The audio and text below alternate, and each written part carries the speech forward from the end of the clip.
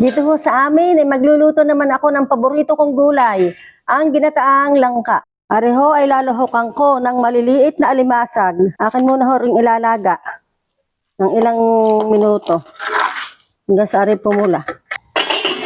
Yan.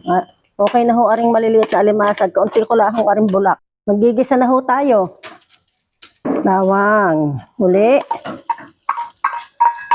Nalagay natin ang sibuyas. Nalagay na din ho natin ang kamatis. At arihong luya. Ilalagay ko na rin ho aring aking maliliit na dilis. Masarap po aring nilalagyan din aring langka.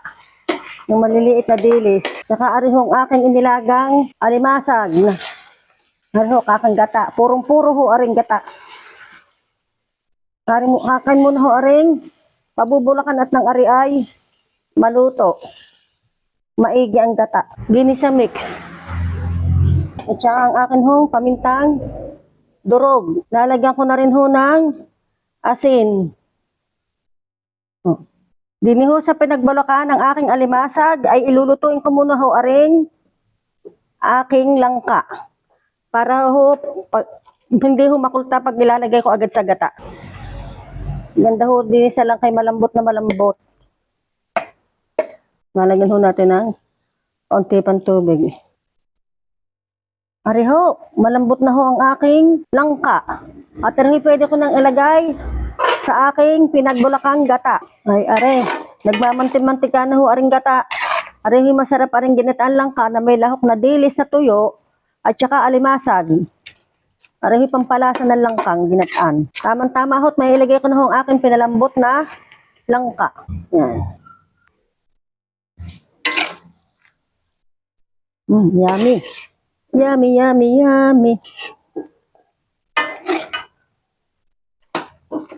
Nalagyan ho natin ng suka. Medyo kulang ho tayo sa gata.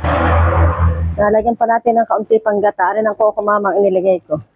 Hindi ko ho arin nilagyan ng tubig. Yun lang ang gata ang inilagay ko. Takpan na natin. Nalagyan ko ho arin ng kaunting patis.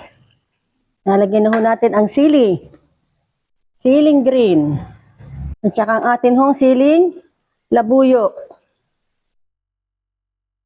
Ayan, napakaganda na ng ating ginataang langka.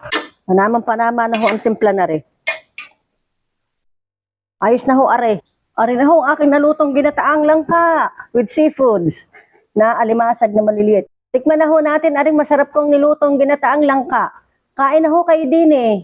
Ay, ang gata ay malapot na gata. At may seafoods pa. Masarap. Arihoy, sariwang seafoods kanina uling binili ko. Kaganda ng pagkagata na rin. Malapot.